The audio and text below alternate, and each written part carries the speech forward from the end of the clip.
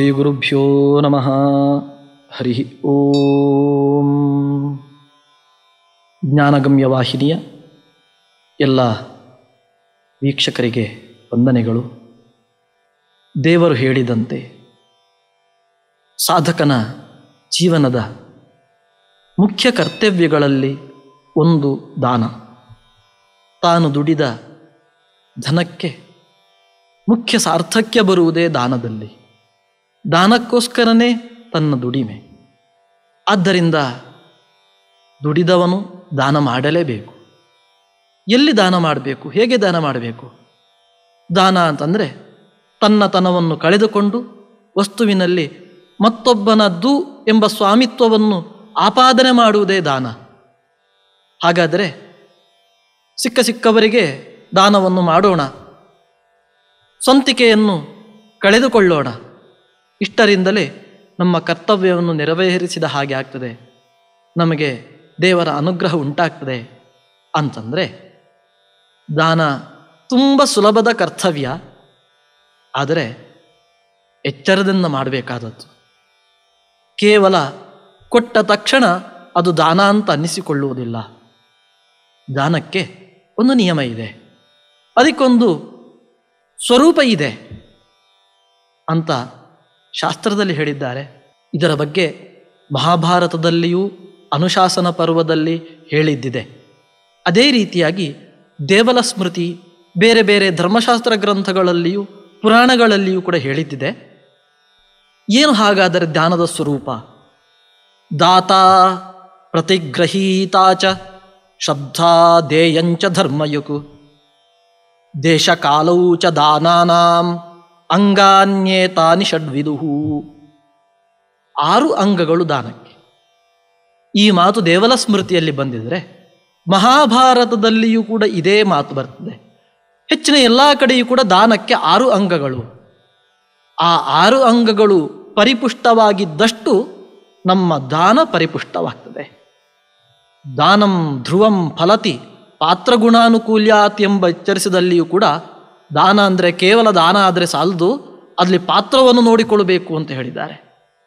ಪಾತ್ರ ಮಾತ್ರ ಅಲ್ಲ, ದಾತ ಕೊಡುವವನು, ಪ್ರತಿಗ್ರಹೀತ ಅಂದರೆ ಪಾತ್ರ ಸ್ವೀಕಾರ ಮಾಡುವವನು. ಪಾತ್ರ ಅಂದರೆ ನಾವು ಆಡುಭಾಷೆಯಲ್ಲಿ ಹೇಳುವಂತಹ ಪಾತ್ರ ಅಲ್ಲ, ಸತ್ಪಾತ್ರ ಅಂತರ್ಥ. ದಾನವನ್ನು ಸ್ವೀಕಾರ ಮಾಡುವವನು, ಯೋಗ್ಯತೆ ಉಳ್ಳವನು ಪ್ರತಿಗ್ರಹೀತ. ದಾನದಲ್ಲಿ ಇದು 2ನೆಯದ್ದು. 3ನೆಯದ್ದು ಶ್ರದ್ಧಾ ಬೇಕು. ಶ್ರದ್ಧೆ ಇಲ್ಲದ ದಾನ ಅದು ವ್ಯರ್ಥವಾಗುವುದು. ಹಾಗೆಯೇ ದೇಯಂಚ, ಕೊಡುವವನು ಯೋಗ್ಯನಾಗಿರಬೇಕು, ಸ್ವೀಕಾರ ಮಾಡುವವನು ಯೋಗ್ಯನಾಗಿರಬೇಕು. ಶ್ರದ್ಧೆ ಇದ್ದು ದಾನವನ್ನು ಮಾಡಬೇಕು. ದೇಯವಾದಂತಹ ವಸ್ತು ಯಾವುದನ್ನು ನಾವು ದಾನ ಕೊಡ್ತೇವೆಯೋ ಅದು ದೇಯ. ಅದು ಕೂಡ ಪ್ರಧಾನ, ಅದೂ ಕೂಡ ಯೋಗ್ಯವಾಗಿರಬೇಕು. ಮತ್ತೆ ದೇಶ ಕಾಲಗಳು, ಇವು 6 ದಾನದ ಅಂಗಗಳು. ಇದರಲ್ಲಿ ಯಾವುದಾದರೂ ಒಂದು ಹೀನವಾಗಿದ್ದರೂ ದಾನದ ಫಲದಲ್ಲಿ, ಅದರ ಗುಣದಲ್ಲಿ ಕುಂಠಿತ ಉಂಟಾಗ್ತದೆ. ಆದ್ದರಿಂದ ಈ 6 ಗಮನಿಸಿಕೊಂಡು ನಾವು ದಾನವನ್ನು ಕೊಡಬೇಕು. ದಾನ ಕೊಡುವವನು ಯೋಗ್ಯನಾಗಿದ್ದರೆ ಆ ದಾನ ಉತ್ತಮ ಫಲವನ್ನು ನೀಡುತ್ತದೆ. ಹಾಗಾದರೆ ದಾನ ಕೊಡುವವನ ಯೋಗ್ಯತೆ ಏನು? ಹೇಗಿರಬೇಕು ದಾನ ಕೊಡುವವ? ಅಪಾಪರೋಗಿ, ಧರ್ಮಾತ್ಮ, ಅನೇಕ ಯೋಗ್ಯತೆಗಳನ್ನು ಹೇಳ್ತಾರೆ. ಅದನ್ನು ಸಂಗ್ರಹ ಮಾಡುವುದೇ ತುಂಬ ದೊಡ್ಡದಾದಂತಹ ಒಂದು ಕೆಲಸ. ಧರ್ಮಶಾಸ್ತ್ರದಲ್ಲಿ ದಾನ ಕೊಡುವವನ ಸ್ವರೂಪವನ್ನು 10 ಶ್ಲೋಕಗಳಲ್ಲಿ ಸಂಗ್ರಹ ಮಾಡ್ತಾ ಹೋಗಿದ್ದಾರೆ. ಅಪಾಪರೋಗ, ರೋಗ ಇರುವವನಾಗಬಾರ್ದು. ರೋಗ ಇಲ್ಲದವನು ಯಾರಿದ್ದಾನೆ? ತಲೆ ಇದ್ದ ಮೇಲೆ ತಲೆನೋವು, ಮೂಗು ಇದ್ದ ಮೇಲೆ ಶೀತ, ಹೊಟ್ಟೆ ಇದ್ದ ಮೇಲೆ ಹೊಟ್ಟೆ ನೋವು, ಬೆನ್ನು ಇದ್ದ ಮೇಲೆ ಬೆನ್ನು ನೋವು. ರೋಗ ಇದ್ದೇ ಇರತ್ತಲ್ವ ಅಂದರೆ ಹೌದು, ಆದರೆ ದೊಡ್ಡ ಪಾಪದಿಂದ ಬರುವಂತಹ ದೊಡ್ಡ ರೋಗಗಳು ಅಂತ ಅರ್ಥ. ಅದು ಇರುವವನು ಆಗಬಾರ್ದು, ಅಪಾಪರೋಗಿ. ಹಾಗೆ ಧರ್ಮಾತ್ಮ, ಧರ್ಮಾತ್ಮನಾಗಿರಬೇಕು. ಧರ್ಮ ಅಂದರೆ ಶಾಸ್ತ್ರವು ಬಿಡಿಸಿದಂತಹ ಎಲ್ಲ ಕರ್ಮಾಚರಣೆಗಳನ್ನು, ಅವರವರ ವರ್ಣಕ್ಕೆ ಆಶ್ರಮಕ್ಕೆ ಹೇಳಿದಂತಹ ಕರ್ತವ್ಯಗಳನ್ನು ಅವನು ನಿಭಾಯಿಸುವವನಾಗಿರಬೇಕು, ಧರ್ಮದಲ್ಲಿ ಶ್ರದ್ಧೆ ಇರಬೇಕು. ಯಾವುದೊಂದು ತಾಪತ್ರಯ ಬಂತು ಅಂತಾದಾಗ ದಾನ ಕೊಟ್ಟರೆ ಅದು ಪ್ರಯೋಜನ ಇಲ್ಲ. ದಾನ ಕೊಡುವವನು ಸ್ವತಃ ಧರ್ಮಾತ್ಮನಾಗಿರಬೇಕು. ದಿತ್ಸುಹು, ಧರ್ಮಾತ್ಮನಾಗಿದ್ದಾನೆ, ಆದರೆ ಅಕ್ಕಿಯ ಮೇಲೆ ಆಸೆ, ನೆಂಟರ ಮೇಲೆ ಪ್ರೀತಿ ಅಂತ ಹೇಳಿದ ಹಾಗೆ ಧರ್ಮಾತ್ಮನಾಗಿದ್ದರೂ ಕೂಡ ಕೊಡಲಿಕ್ಕೆ ಮನಸ್ಸಿಲ್ಲ. ಏನೋ ಉಳಿದವರ ಒತ್ತಾಯಕ್ಕೋಸ್ಕರ, ಅಥವಾ ಎಲ್ಲರೂ ಕೊಡ್ತಾ ಇದ್ದಾರೆ, ತಾನು ಕೊಟ್ಟಾಗ ಕೊಡದೇ ಇದ್ದರೆ ಅದು ಅವಮಾನಕ್ಕೆ ಕಾರಣ ಆಗ್ತದೆ ಅಂತ ಅಂದುಕೊಂಡು ಸಂಕೋಚದಿಂದ ಕೊಡಬೇಕಲ್ಲ ಎಂಬ ದೃಷ್ಟಿಯಿಂದ, ಅಥವಾ ಹೆಂಡತಿಯ ಒತ್ತಾಯಕ್ಕೋಸ್ಕರ, ಮಕ್ಕಳ ಅನಿವಾರ್ಯತೆಗೋಸ್ಕರ ಕೊಡುವುದು ಹಾಗಾಗಬಾರ್ದು. ದಿತ್ಸು, ಅವನಿಗೆ ಸ್ವಭಾವತಃ ಕೊಡುವಂತಹ ಬುದ್ಧಿ ಇರಬೇಕು. ಕೊಡುವಂತಹ ಬುದ್ಧಿ ಜನ್ಮತಃ ಕೆಲವರಿಗೆ ಇದ್ದರೆ ಕೆಲವರಿಗೆ ಇರುವುದಿಲ್ಲ. ಅಂಥವರ ಕೈಯಲ್ಲಿ ಕೊಡಿಸಿ ಕೊಡಿಸಿ ಕೊಡಿಸಿ ಅಭ್ಯಾಸ ಮಾಡಿಸಬೇಕು. ಯಾವಾಗ ಕೊಟ್ಟು ಕೊಟ್ಟು ಅಭ್ಯಾಸ ಆಗ್ತದೋ ಆಮೇಲೆ ಅವನು ಸ್ವತಃ ಮತ್ತೊಬ್ಬರ ಒತ್ತಾಯ ಇಲ್ಲದೇನೆ ತನ್ನ ಮನಃಪೂರ್ವಕವಾಗಿ ಕೊಡುವಲ್ಲಿ ಸಮರ್ಥನಾಗ್ತಾನೆ. ಆದ್ದರಿಂದ ಕೊಡುವವನ ಯೋಗ್ಯತೆಯಲ್ಲಿ ದಿತ್ಸುತ್ವ ಅಂದರೆ ಉದಾರವಾಗಿ ಕೊಡುವಂತಹ ಬುದ್ಧಿ. ಹಾಗೆ ಶುಚಿಹಿ, ಅವನು ಬಾಹ್ಯವಾಗಿಯೂ ದೈಹಿಕವಾಗಿಯೂ ಮತ್ತು ಮಾನಸಿಕವಾಗಿಯೂ ಅವನು ಶುಚಿಯಾಗಿರಬೇಕು. ಪ್ರಾಮಾಣಿಕವಾಗಿ ಕೊಡುವಂತಹವನಾಗಿರಬೇಕು. ಯಾವುದೋ ಒಂದು ನಿಮಿತ್ತದಿಂದ ಅಥವಾ ದುರುದ್ದೇಶವನ್ನಿಟ್ಟುಕೊಂಡು ಕೊಡುವನಾಗಬಾರ್ದು.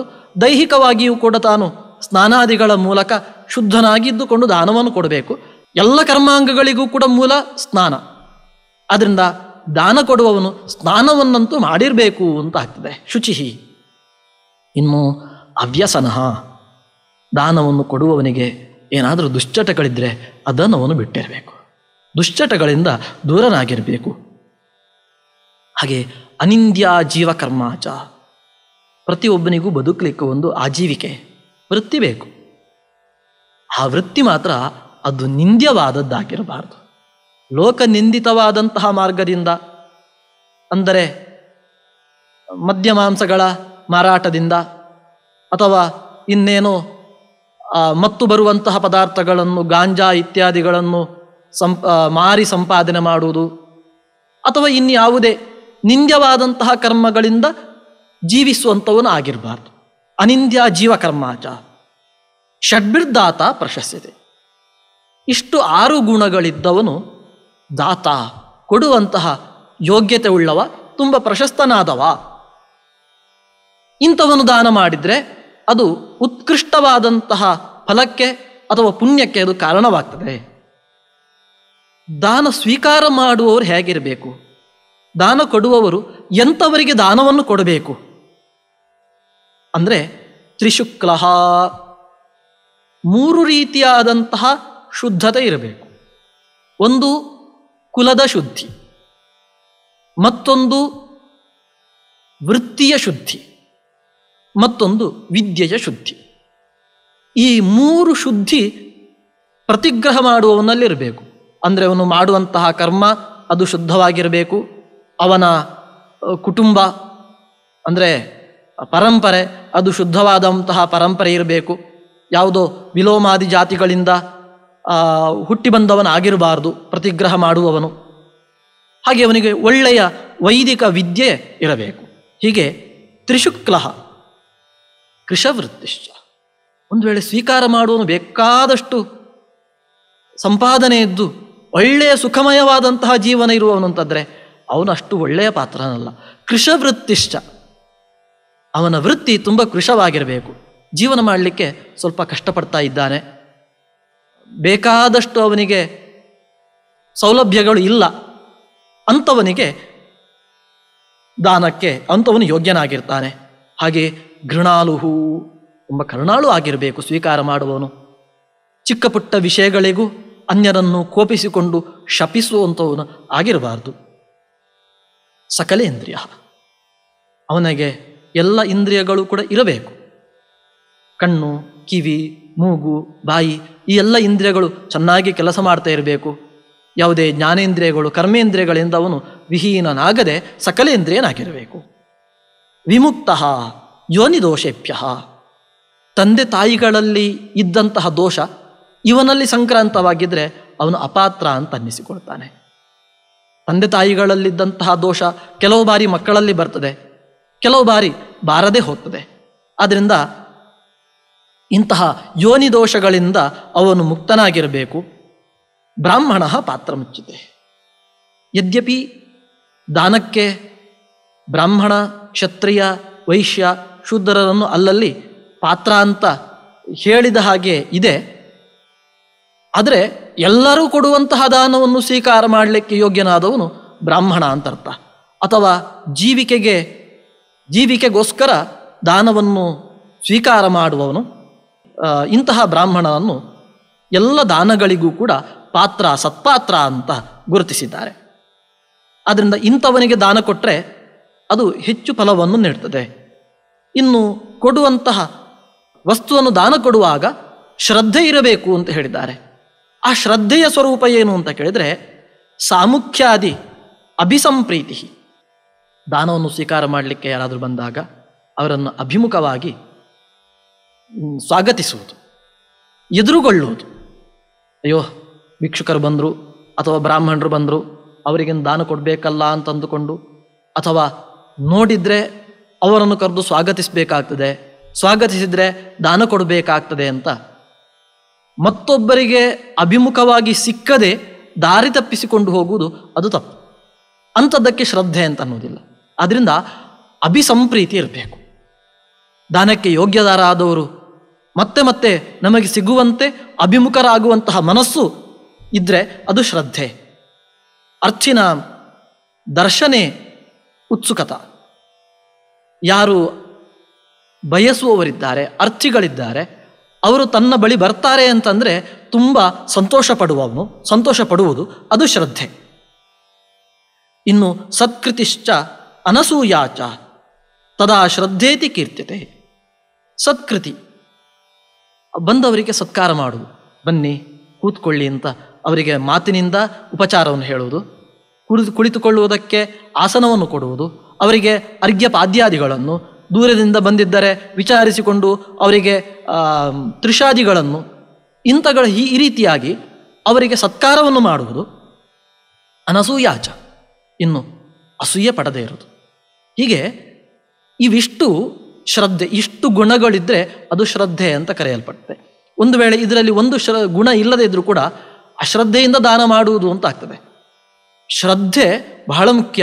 ಒಳ್ಳೆಯ ಸತ್ಪಾತ್ರನಲ್ಲಿ ಒಳ್ಳೆ ಕೊಡುವಂತಹ ಯೋಗ್ಯತೆ ಉಳ್ಳವ ಒಳ್ಳೆಯ ದ್ರವ್ಯವನ್ನೇ ದಾನ ಕೊಡುವಾಗಲೂ ಒಂದು ವೇಳೆ ಅಶ್ರದ್ಧೆಯಿಂದ ಕೊಟ್ಟರೆ ಅದು ಸಂಪೂರ್ಣವಾಗಿ ವ್ಯರ್ಥವಾಗಿ ಹೋಗ್ತದೆ ಅಂತ ದೇವಲ್ಲರು ಹೇಳ್ತಾರೆ.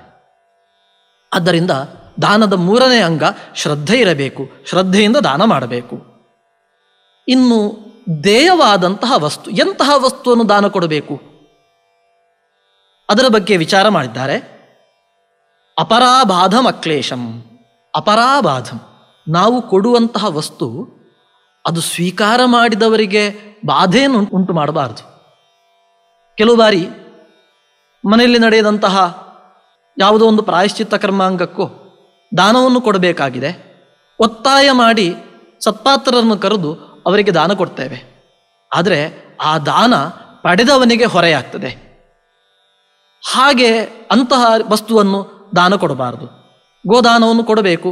ಕೊಟ್ಟಾಗ ಯಾವುದು ಮನೆಯಲ್ಲಿ ಅತ್ಯಂತ ಕಡಿಮೆ ಹಾಲನ್ನು ಕೊಡುವ ದನ ಇದೆಯೋ, ಅಥವಾ ಯಾವುದನ್ನು ನಿಯಂತ್ರಣ ಮಾಡಲಿಕ್ಕೆ ಮನೆಯವರಿಗೂ ಕಷ್ಟ ಆಗ್ತಿದೆಯೋ ಅಂಥದ್ದನ್ನು ದಾನ ಮಾಡಿಬಿಟ್ರೆ ಮನೆಯಿಂದ ಒಂದು ಹೊರೆಯಾದಂತಹ ಸೊತ್ತು ಹೋಯಿತು. ಆದರೆ ಪಡೆದವನು ಏನು ಮಾಡಲಿ ಅದನ್ನು? ಈ ರೀತಿಯಾಗಿ ಪಡೆದವನಿಗೆ ಉಪಯುಕ್ತವಾಗುವಂತೆ ವಸ್ತುವನ್ನು ಕೊಡಬೇಕು. ಅಪರಾಬಾಧಂ ಅಕ್ಲೇಶಂ, ಕ್ಲೇಶ ರಹಿತವಾಗಿ ಕೊಡುವಾಗಲೂ ಕೂಡ ಕಷ್ಟವಾಗಿ ಕೊಡುವುದು, ಸ್ವೀಕಾರ ಮಾಡಿದವನಿಗೂ ಕಷ್ಟ, ಇಂಥದ್ದಾಗಬಾರದು. ಸ್ವಯಂ ಏನಾರ್ಜಿತಂ ಧನಂ, ದಾನವನ್ನು ಮಾಡಬೇಕಿದ್ರೆ ವಸ್ತುವನ್ನು ತೆಗೆದುಕೊಳ್ಳಬೇಕು. ವಸ್ತುವನ್ನು ಸಂಪಾದನೆ ಮಾಡೋದಕ್ಕೋಸ್ಕರ ಧನ ಬೇಕು. ಲೋಕದಲ್ಲಿ ಒಂದಷ್ಟು ಜನರನ್ನು ದಾನಿಗಳನ್ನೆಲ್ಲ ಸಂಪರ್ಕಿಸಿ ಅವರಲ್ಲೆಲ್ಲ ಡೊನೇಷನ್ ಕಲೆಕ್ಟ್ ಮಾಡಿ ತಾನು ದಾನ ಮಾಡುವುದು. ಹೀಗಾಗಬಾರ್ದು. ದಾನ ಮಾಡುವುದು ಒಬ್ಬ, ಅದಕ್ಕೆ ಹಣ ಹಾಕುವವರು ಮತ್ತೊಬ್ಬರು ಅಂತಂದರೆ ಅದು ದಾನ ಅಂತ ಕರೆಯಿಸಿಕೊಳ್ಳುವುದಿಲ್ಲ. ಲೋಕದಲ್ಲಿ ಹೇಳುವುದಿದೆ, ಮೇಯುತ್ತಿದ್ದಂತಹ ದನವನ್ನು ಕರೆದುಕೊಂಡು ಬಂದು ದಾನ ಕೊಟ್ಟ ಹಾಗೆ. ಅದರಿಂದೇನು ಪ್ರಯೋಜನ? ಅಲ್ಪವಾಗಲಿ ಸ್ವಲ್ಪವಾಗಲಿ ಬಹುವೇ ಆಗಲಿ ಸ್ವಯಂ ತಾನು ಸಂಪಾದನೆ ಮಾಡಿದಂತಹ ಹಣದಲ್ಲಿ ವಸ್ತುವನ್ನು ನಾವು ದಾನ ಕೊಡಬೇಕು. ಸ್ವಯಂ ಏನಾರ್ಜಿತಂ ಧನಂ ಸ್ವಲ್ಪಂ ವಾ ವಿಪುಲಂ ವಾಪಿ ದೇಯಂ ಇತ್ಯಭಿಧೀಯತೆ. ಆದ್ದರಿಂದ ಕೊಡುವಂತಹ ವಸ್ತು ಚಿಕ್ಕದಾಗಲಿ ದೊಡ್ಡದಾಗಲಿ ಅದು ದೇಯ ಆಗ್ತದೆ. ತುಂಬ ಸ್ವಲ್ಪ ಇದೆ, ಇದನ್ನು ದಾನ ಕೊಡ್ಬೋದಂದರೆ ಅವಶ್ಯ ಕೊಡ್ಬೋದು. ಆದರೆ ಅವನ ಯೋಗ್ಯತೆಗೆ ಅದು ಅನುಗುಣವಾಗಿರಬೇಕು. ಒಂದು ವೇಳೆ ತುಂಬ ಶ್ರೀಮಂತನಾದವನು ತುಂಬ ಕಷ್ಟದಿಂದ ಒಂದು ಸ್ವಲ್ಪವನ್ನು ಕೊಟ್ಟರೆ ಅದು ದೇಯ ಅಂತ ಅನ್ನಿಸೋದಿಲ್ಲ. ಕೊಡುವವನ ಯೋಗ್ಯತೆಗೆ ಅನುಗುಣವಾಗಿ ಅವನು ಅದನ್ನು ಕೊಡಬೇಕು. ಅತ್ಯಂತ ಬಡವನಾದವನು ಅಲ್ಪ ಕೊಟ್ಟರೂ ಕೂಡ ಅದು ದೇಯವೇ. ಶ್ರೀಮಂತನಾದವನು ಅದೇ ಪರಿಮಾಣದಲ್ಲಿ ಕೊಟ್ಟರೆ ಅದು ಅದೇ ಆಗ್ತದೆ. ಅದರಿಂದ ದೇಯವಾದಂತಹ ವಸ್ತು ಇನ್ನೊಬ್ಬರಿಗೆ ಬಾಧೆಯನ್ನು ಉಂಟು ಮಾಡಿ ಸಂಪಾದಿಸಿದ್ದು ಆಗಬಾರ್ದು. ಕೊಟ್ಟ ನಂತರವೂ ಕೂಡ ಅವರಿಗೆ ತೆಗೆದುಕೊಂಡವರಿಗೆ ಕ್ಲೇಶವನ್ನು ಉಂಟು ಮಾಡುವಂಥದ್ದಾಗಬಾರ್ದು. ಸ್ವಯಂ ತಾನು ಸಂಪಾದನೆ ಮಾಡಿದ್ದೇ ಆಗಿರಬೇಕು. ಇದು ದಾನದ 4ನೇ ಅಂಗವಾದಂತಹ ದೇಯ. ಇನ್ನು ಎಲ್ಲಿ ದಾನ ಕೊಡಬೇಕು, ಹೇಗೆ ದಾನ ಕೊಡಬೇಕು, ದೇಶಕಾಲಗಳು ಯಾವುದು? ಬೆಳಗ್ಗೆನೇ ದಾನ ಕೊಡಬೇಕಾ, ಮಧ್ಯಾಹ್ನದಲ್ಲಿ ದಾನವೋ, ಅಥವಾ ರಾತ್ರಿಯಲ್ಲಿ ಕೊಡಬಹುದೋ? ಇನ್ನು ಸತ್ಪಾತ್ರರು ಇದ್ದ ಮನೆಗೆ ಹೋಗಿ ದಾನ ಕೊಡಲಿಯೋ, ಅಥವಾ ಪುಣ್ಯಕ್ಷೇತ್ರದಲ್ಲಿ ದಾನ ಕೊಡಬೇಕು, ಅಥವಾ ಮನೆಯಲ್ಲೂ ಕೊಡಬಹುದು? ಈ ರೀತಿಯಾದಂತಹ ಪ್ರಶ್ನೆಗಳು ದಾನ ಕೊಡುವವರಿಗೆ ಎದುರಾಗ್ತದೆ. ಆದರೆ ಇಲ್ಲಿ ದೇಶಕಾಲಗಳು ಅತ್ಯಂತ ಗೌಣ ಅಂತ ಹೇಳ್ತಾರೆ. ಯದ್ಯತ್ರ ದುರ್ಲಭಂ ದ್ರವ್ಯಂ ಯಸ್ಮಿನ್ ಕಾಲೇ ಚ ವಾಪಿನಃ. ಯಾವ ಸ್ಥಳದಲ್ಲಿ ಯಾವ ದ್ರವ್ಯವು ದುರ್ಲಭವೋ ಅಥವಾ ಯಾವ ಕಾಲದಲ್ಲಿ ಯಾವ ವಸ್ತು ಬೇಕಾಗಿದೆಯೋ ತತ್ತದ್ದೇಶಗಳಲ್ಲಿ ತತ್ತತ್ ಕಾಲಗಳಲ್ಲಿ ಆ ವಸ್ತುಗಳನ್ನು ಕೊಡಬೇಕು ಅಂತ ಅರ್ಥ. ಅಂದರೆ ಯಾರಿಗೆ ಯಾವ ಸಮಯದಲ್ಲಿ ಯಾವ ವಸ್ತು ಅವಶ್ಯನೋ ಆ ಸಮಯದಲ್ಲಿ ಅವನಿಗೆ ಅಲ್ಲಿ ದಾನವನ್ನು ಕೊಡಬೇಕು. ಒಬ್ಬ ಇದ್ದಾನೆ, ಅವನು ತಾರುಣ್ಯದಲ್ಲಿದ್ದಾನೆ, ಕನ್ಯಾದಾನವನ್ನು ನಿರೀಕ್ಷಿಸ್ತಾ ಇದ್ದಾನೆ. ಆದ್ದರಿಂದ ಕನ್ಯಾದಾನವನ್ನು ಕೊಡಲಿಕ್ಕೆ ಅದುವೇ ಕಾಲ.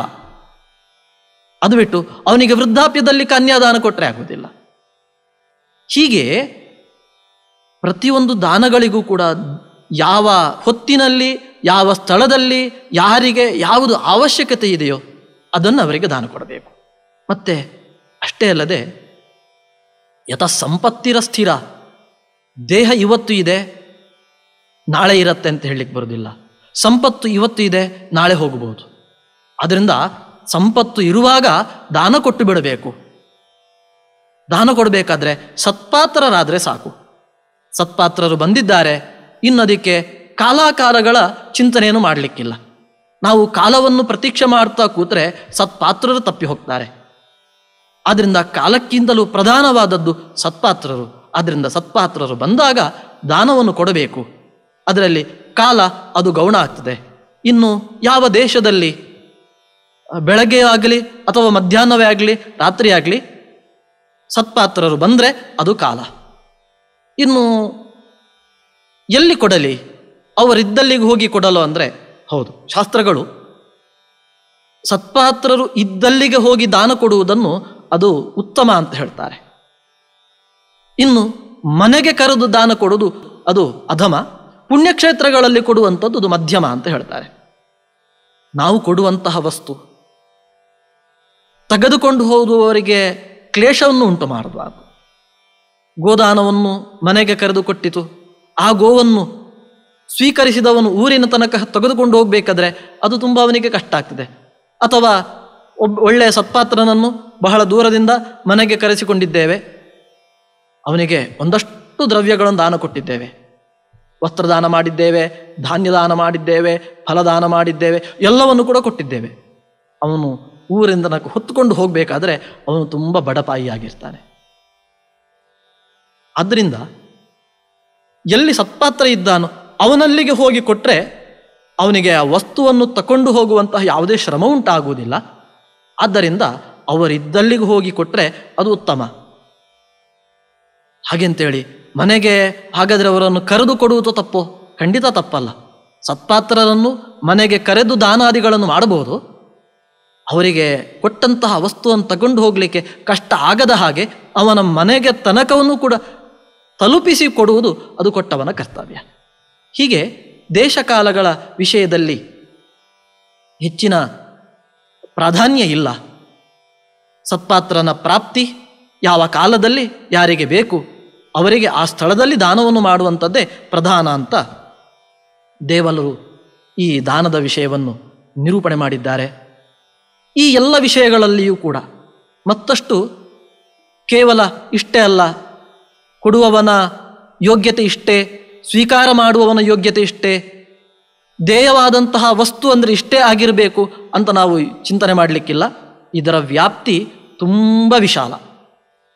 ಅನೇಕ ಮಾತುಗಳಲ್ಲಿ, ನೂರಾರು ಮಾತುಗಳಲ್ಲಿ ಹೇಳಿದ್ದನ್ನು ಸಂಕ್ಷೇಪವಾಗಿ ಸಂಗ್ರಹ ಮಾಡುವುದು ತುಂಬ ಕಷ್ಟವಾದ ಸಂಗತಿ.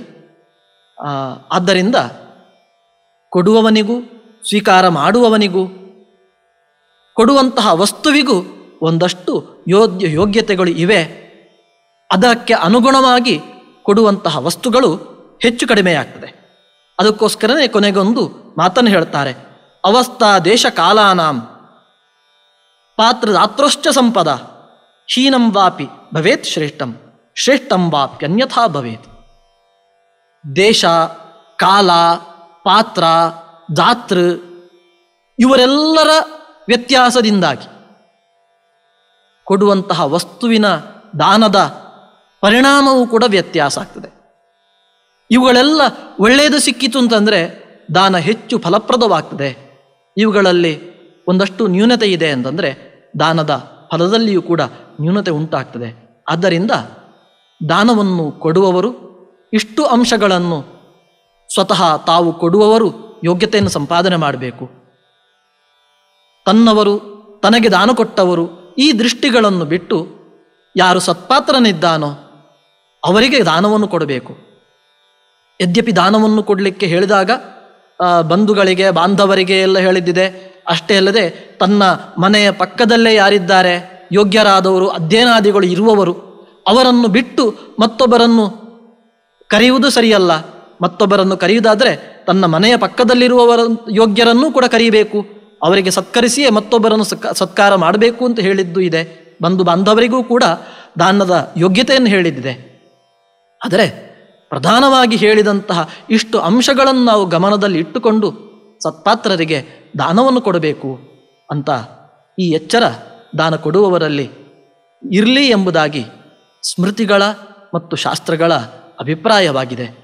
ಈ ನಿಟ್ಟಿನಲ್ಲಿ ದಾನದ ಸಂದರ್ಭದಲ್ಲಿ ವಿವೇಚನೆಯನ್ನು ನಡೆಸ್ತಾ ದೇವರ ಪ್ರೀತಿಗೆ ಎಂತಹ ದಾನ ಕಾರಣವಾಗಬಹುದು, ಸಾಧನವಾಗಬಹುದು ಅಂತಹ ದಾನವನ್ನೇ ಕೊಡುವ ಮೂಲಕ ದೇವರ ಅನುಗ್ರಹವನ್ನು ಸಂಪಾದನೆ ಮಾಡೋಣ.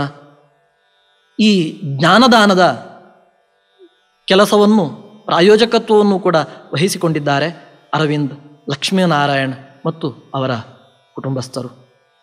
ಇವರಿಗೆಲ್ಲರಿಗೂ ಕೂಡ ಪರಮಾತ್ಮನ ಅನುಗ್ರಹ ಪರಂಪರೆ ಇರಲಿ. ಜ್ಞಾನಗಮ್ಯ ವಾಹಿನಿಯ ವೀಕ್ಷಕರಿಗೆಲ್ಲರಿಗೂ ಕೂಡ ಭಗವಂತನ ಶ್ರೀರಕ್ಷೆ ಇರಲಿ ಅಂತ ದೇವರಲ್ಲಿ ಕೇಳಿಕೊಳ್ತಾ ಶ್ರೀಕೃಷ್ಣಾರ್ಪಣಮಸ್ತು.